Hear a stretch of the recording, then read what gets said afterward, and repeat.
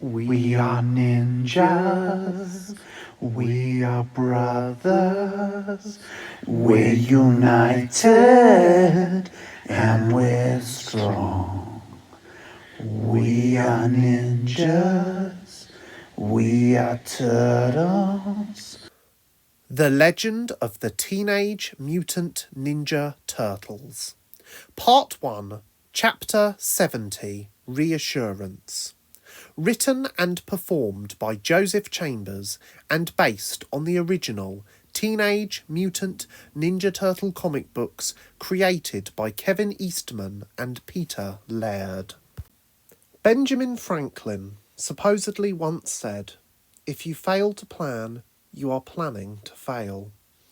As leader of the Turtles, Leonardo was always keen to follow the morals of this phrase. As a result, Leonardo had been up all night, planning for the upcoming battle. He had built a practically functioning strategy and logistics den in the middle of the family room and had spent a lot of time looking over recent sightings of a constructions team in Central Park. From what he could gather, about 1/5 of the park had been closed due to pipework or maintenance to the gas lines, or some vague and entirely falsified reason that seemed to satisfy all those who weren't already suspicious. He had also viewed all the schematics for Central Park, which were included on the memory stick of information Donatello had retrieved from TCRI. He also found blueprints for a number of devices, which he presumed could be used to create a volcano, although he wasn't really sure. He would have to get Donnie to look over them in the morning. Maybe he should just go to bed. He needed sleep. He was about to get up when Master Splinter stepped out of his room and rubbed his eyes. He then proceeded to yawn, baring all of his teeth, and then noticed his son. "What are you doing up so early?" he asked. "Don't you mean late?" Leonardo corrected. "It's 6 in the morning," Master Splinter said.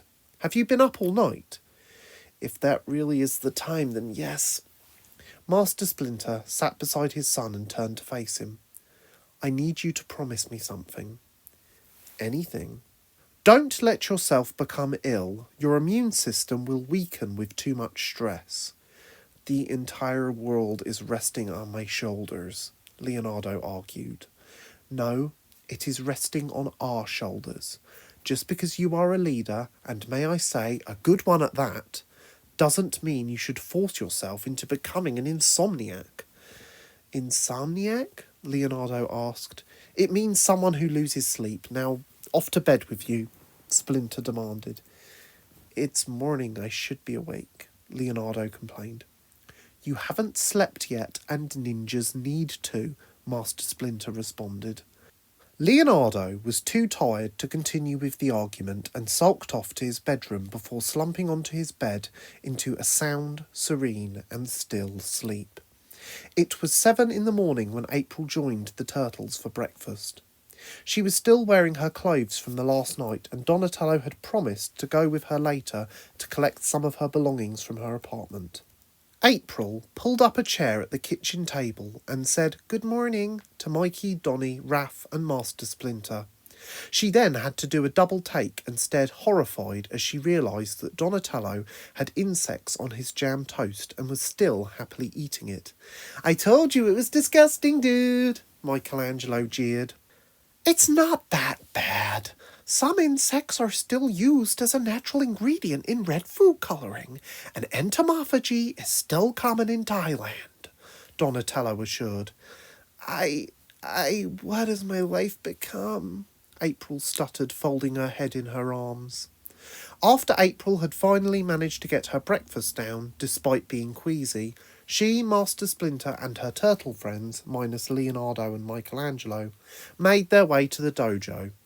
Leonardo was absent as he was still in bed, and Michelangelo could still not use his legs, so was binging comic books and manga in his bedroom. Once the students had completed a series of stretches and warm-ups, April could now do 10 push-ups in a row and was rather pleased with herself. They began their session. "Today we shall be revisiting sweeps and takedowns," Master Splinter announced. "Donatello, if you could work with April, I will work with Raphael." The class bowed to their partners and then set about with their sweeping. Right, let's begin with something simple to start you off with, Donatello said to April.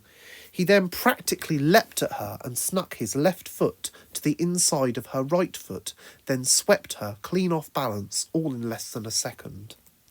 April grumbled something that sounded like a death threat from the floor. Did you get that, or would you like me to demonstrate again? Donatello asked with sincerity. April heaved herself off the floor and kindly suggested that he should do it slower and not actually sweep her fully. He reluctantly agreed. April wasn't quite able to sweep Donatello after several tries, and Donatello assured her, "It doesn't matter so much at the moment. The key is to establish the control of the movement into your muscle memory before going for the speed and power you need to actually take someone down." Meanwhile, Raphael was trying out some more sophisticated sweeps on his master.